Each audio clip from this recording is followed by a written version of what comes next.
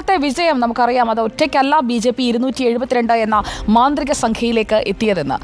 പകിട്ട് കുറഞ്ഞ വിജയത്തിനൊടുവിൽ സഖ്യകക്ഷികളുമായി മൂന്നാം സർക്കാർ ഉണ്ടാക്കാൻ ഒരുങ്ങുന്ന BJPക്ക് ഭരണം നിലനിർത്താൻ വലിയ വിട്ടുവീഴ്ചകൾ വേണ്ടി വന്നേക്കുമെന്നുള്ള വിലയിരുത്തലുകളും ഒരു ഭാഗത്ത് നമ്മൾ കാണുന്നുണ്ട്. വകുപ്പ് വിഭജനം ഉൾപ്പെടെ മൂന്നാം നരേന്ദ്രമോദി സർക്കാരിന് കീറാമുട്ടിയാകാൻ പോകുന്നത് എന്തൊക്കെയായിരിക്കും? സുപ്രധാന വകുപ്പുകളും പദവികളുമൊക്കെ തങ്ങൾക്ക് വേണം എന്ന നിലപാട് ഇതിനോടകം തന്നെ സഖ്യകക്ഷികൾ വ്യക്തമാക്കിയിട്ടുമുണ്ട്. എന്തൊക്കെയാണ് ഇപ്പോൾ ഘടകകക്ഷികൾ ആവശ്യപ്പെടുന്നത് എന്ന് നമുക്ക് നോക്കാം.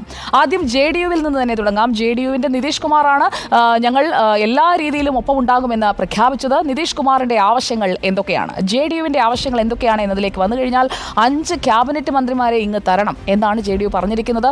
ഒപ്പം ബീഹാറിന് പ്രത്യേക പദവി, ജാതി സെൻസസ്, അഗ്നിപഥ് എന്നിവയിലെ പുനഃപരിശോധനയും JDU ആവശ്യപ്പെടുകയാണ്.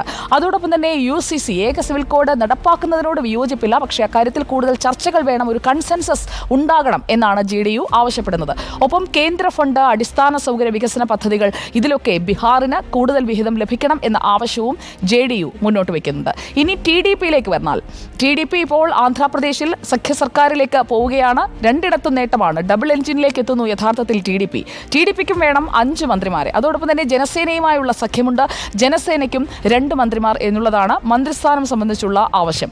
അതോടൊപ്പം തന്നെ ആന്ധ്രാപ്രദേശിന് പ്രത്യേക പദവി വേണമെന്നുള്ള മുൻപേയുള്ള ആവശ്യം വീണ്ടും കൊണ്ടുവരികയാണ് ചന്ദ്രബാബു നായിഡു. വിജയവാഡ മെട്രോയ്ക്ക് കേന്ദ്ര സഹായം അനുവദിക്കണം എന്നുള്ളതാണ് TDPയുടെ മൂന്നാമത്തെ ആവശ്യം.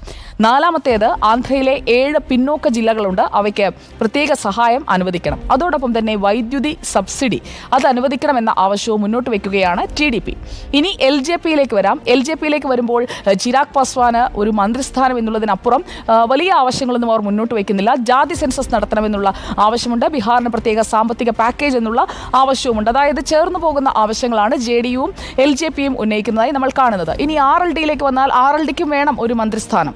ശിവസേന ഏക്നാഥ് ഷിൻഡെ വിഭാഗത്തിലേക്ക് വന്നു കഴിഞ്ഞാൽ ഒരു ക്യാബിനറ്റ് മന്ത്രിസ്ഥാനമാണ് ഷിൻഡെ വിഭാഗം ആവശ്യപ്പെടുന്നത്. അതോടൊപ്പം തന്നെ ഏക്നാഥ് ഷിൻഡെ വിഭാഗത്തിന് കേന്ദ്ര സഹമന്ത്രിമാർ 2 MOS കൂടി വേണം എന്ന് ശിവസേന ഏക്നാഥ് ഷിൻഡെ വിഭാഗം ആവശ്യപ്പെടുന്നത്. അപ്പോൾ ഇതൊക്കെയാണ് ഘടകകക്ഷികൾ ആവശ്യപ്പെടുന്നത്. ഇതിൽ ഏതൊക്കെ കാര്യങ്ങളിലാണ് സമവായമാകുന്നത്, എങ്ങനെയാണ് സത്യപ്രതിജ്ഞയിലേക്ക് എത്തുന്നതിന് മുൻപ് ധാരണയാകുന്നത് എന്നറിയാനാണ് നമ്മൾ രാഷ്ട്രീയ ആകാംക്ഷയോടെ കാത്തിരിക്കുന്നത്.